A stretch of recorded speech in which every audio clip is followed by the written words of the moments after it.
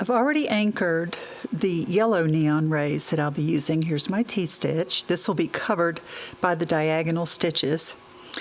And I'm going to bring the needle up 4 canvas threads away from the end of this stitch. Okay, so this is in a diagonal line straight to the center, which remember that we started one off from the center, but this stitch is going to end right in the center. And it's covering up all of the end points of the straight stitches, so we don't have to try to end our threads under the straight stitches.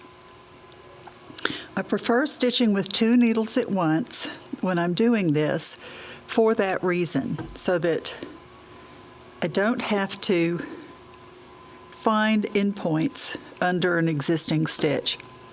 Now, if you like, you could stitch all of the straight stitches first and then all of the diagonal stitches. Just be aware that you're going to have to find the endpoints under an existing stitch.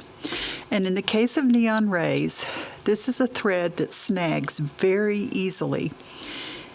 The beauty of neon rays is when it's very flat and smooth and shiny, and snags disrupt that, so we try to avoid snagging as much as possible.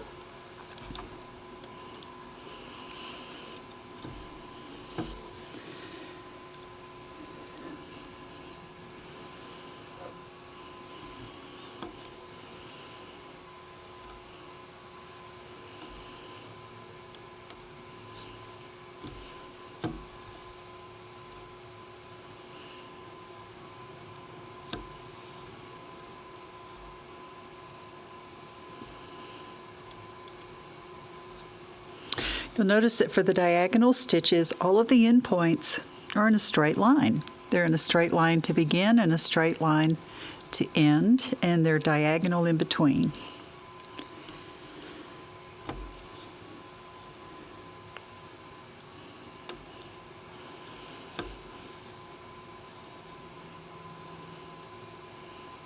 Makes it really easy to stitch this part.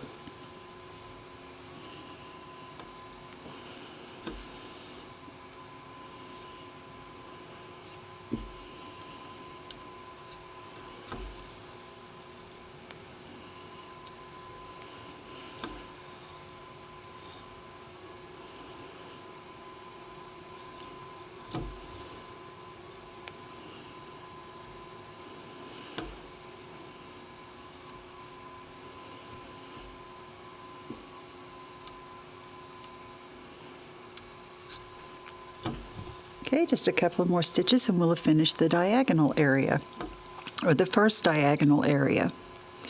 The Milanese Pinwheel has 4 areas of straight stitch and 4 areas of diagonal stitch. And I think it's very aptly named. These are all Milanese stitches, a variation of a Milanese stitch. And when you put them together like this, they look like a pinwheel. Okay, one more.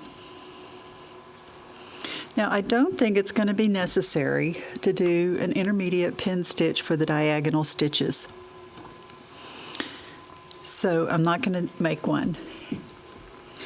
I'm going to stitch the rest of the sections, and I'll come back and show you how to finish up with the last stitch.